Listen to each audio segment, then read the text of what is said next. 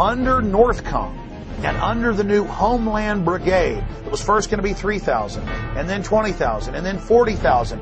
The 3rd Infantry Division's 1st Brigade combat team has spent 35 of the last 60 months in Iraq. Combat-hardened troops who've been running camps and centers in Iraq are now coming back to the United States to, quote, carry out law enforcement actions. The Army unit may be called upon to help with civil unrest and crowd control. There has been some concern and some misimpressions that I'd like to correct. The primary purpose of this force is to provide help to people in need in the aftermath of a WMD-like event in the homeland. This force has got no role in civil disturbance or civil unrest, any of those kinds of things. The Army Times reporting, quote, they may be called upon to help with civil unrest and crowd control or to deal with potentially horrific scenarios, end quote. Northcom, the Northern Command that came into being in October of 2002, when that came in, people like me were concerned that the Pentagon was going to use its forces here in the United States, and now it looks like, in fact, it is, even though on its website it says it doesn't have units of its own. Now it's getting a unit of its own. And the Army Times said during civil unrest inside the United States that the Army's new job would be engaging the American people. The Posse Comitatus Act of 1878 generally prohibits federal uniformed services from carrying out domestic law enforcement duties, except in cases expressly authorized by the Constitution or an act of Congress.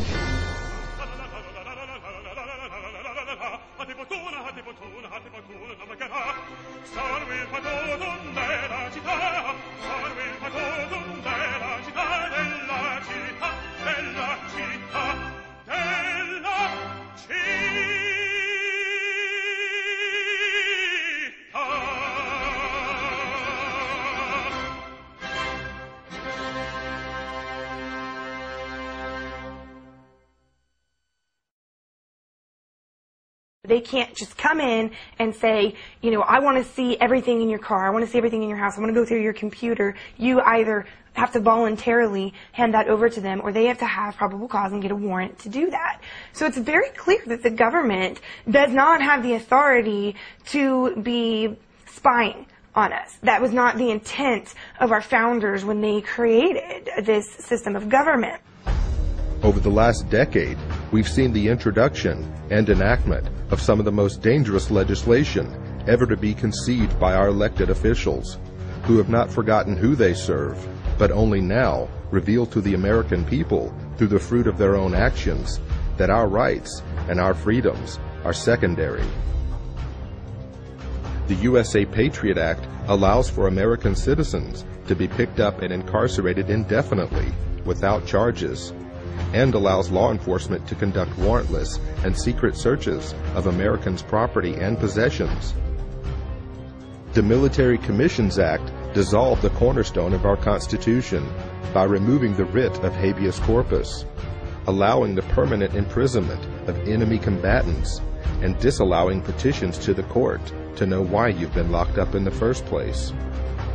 Although never passed by the Senate, the Violent Radicalization and Homegrown Terrorism Prevention Act shows us the mindset of our leaders in Washington. If passed into law, the bill would make public demonstrations and protesting into an act of terrorism and label the organizers as thought criminals and potential homegrown terrorists.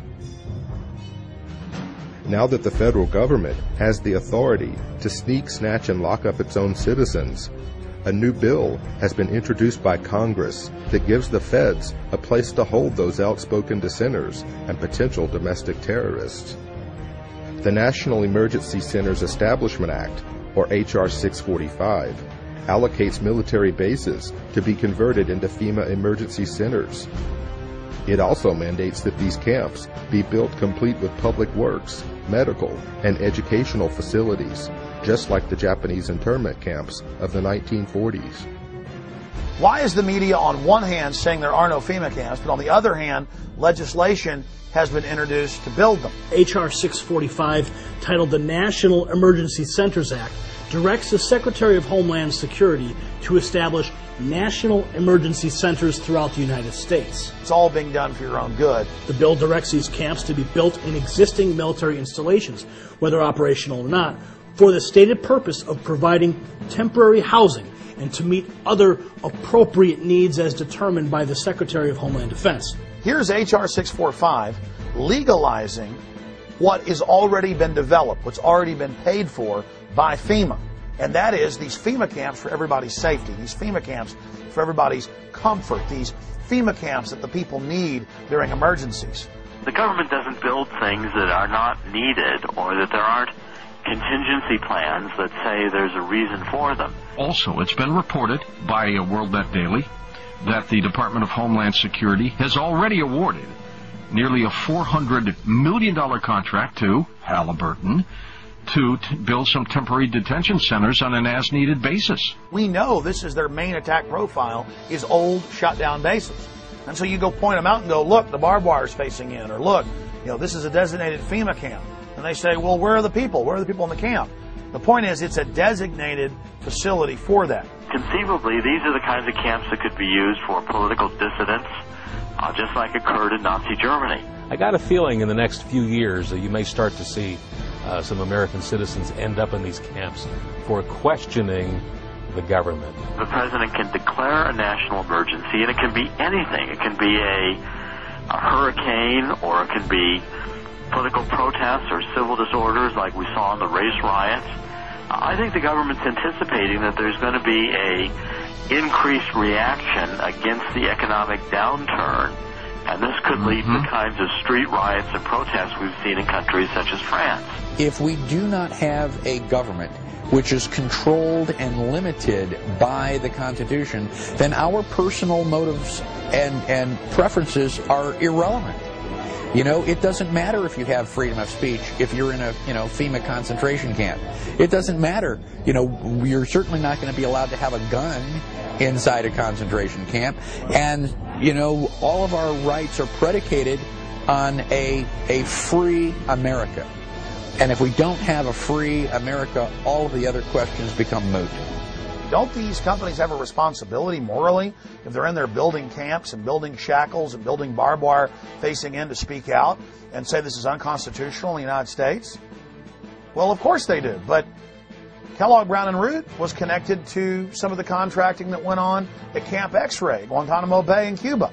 So this is their business. I talked to the Department of Homeland Security spokespeople, and they affirmed the contract with this KBR, the former Halliburton company, was in place. The Department of Homeland Security was ready to build these contingency as-needed detention centers anywhere in the country in the event of any kind of a national emergency, including natural disasters or, again, riots or protests.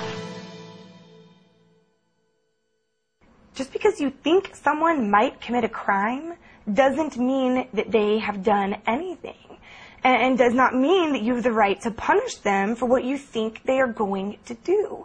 In our system of government, you're supposed to be innocent until you are proven guilty, not guilty until you're proven innocent. And so if you can be declared guilty or potentially guilty before you even lift a finger, that is bordering on thought crime. That is bordering on punishing people for pre-crime.